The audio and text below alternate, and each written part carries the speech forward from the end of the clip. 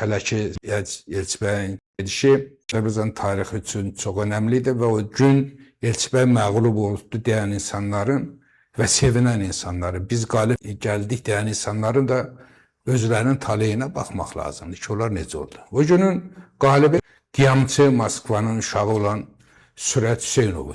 O gün bugün hardadır Zahir bəy? Təbii ki, dünyasını dəyişib. Azərbaycan siyasətində, cəmiyyətində yeri hardadır? Onu müdafiə edən bir qurum və toplum varmı? Yox. Sürət Hüseynovu qalib saymaq olarmı? Yox. Ən böyük məğlub. Dönəmin olaylarında ciddi bir aktyorluq eləyən, o qərarı çıxarın, Sürət Hüseynov az qalır Bakıya yaxınlaşsın, güclə onu saxlayır, vahid müsahibə zəng elədim, ayrı-ayrı generallarla danışdım, dedim qarşı alınsın, tez olun o qərarı çıxarın deyən Rəhim Qaziyev bugün gördüyün hadisələrindən özünü xoşbəxt sayırmı? Rəhim Qaziyevə qalib demək olarmı? O gün sevinirdi, qalib idi. Amma tarix 30 illik zaman kəsiyində Rəhim Qaziyevə qalib demək olarmı? Ən rəzil durumda olan adamlardan biridir. Dönəmin aparıcı aktyorlarından biri Rəsul Quliyev qalib idi, doğru mu? Həm də məclis başkanı sonra oldu. Amma bugün haradadır? Amerikada cıvırlayır. Ona qalib demək olarmı? Yox. Onun kimi Azərbaycanda çox saylı vəzifədə olan insanlar, o dönəm ciddi vəzifə alan adamlar bugün hardadılar? Bəziləri cəza evindədir. Bəziləri Azərbaycan cəmiyyətində içinə qadir olmayan adamdır. O dönəmin ən nəhəng fiqurlarından biri Azərbaycanda bəlkə də bir 25 illik görevdə olan Ramiz Mehdiyev, Ramiz Ənvəroviç. Ona qalib demək olarmı? İşlədiyi zamanda qalib idi. Doğru mu? Amma bugün hardadır? Dövlət çevrilişində iddialı olunan cinayətkar, dövləti cinayətdə iddiam bulunan bir adam. Doğru mu? Qalib sayıla bilərmi Ramiz Ənvəroviç? Yox. Kimləri sayaq? Görevdə olan, olmayan. Dönəmin Milli Təhlükəsizlik Naziri Nəriman İmranov, qaz otaran.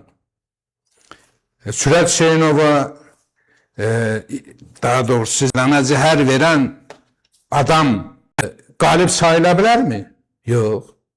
Kimləri qalib sayardılar o zaman? Gülənlər, sevinənlər, badə qaldıranlar bugün hardadılar?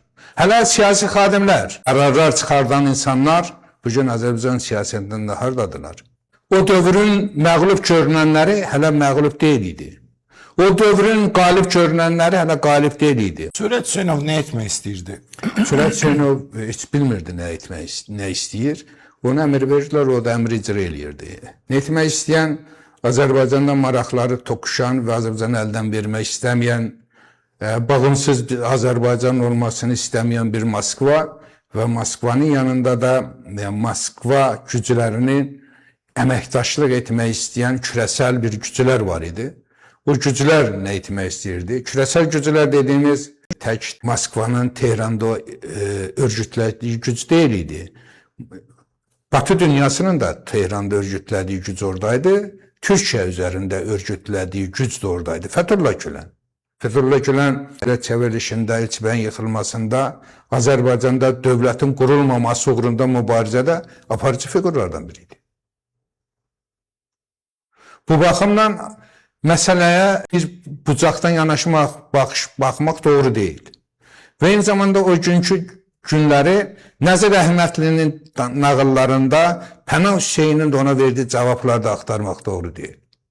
Tamamilə fərqli bir situasiyadır ki, orada nə Nəzir Əhmədli var, nə də Pənah Hüseyin var.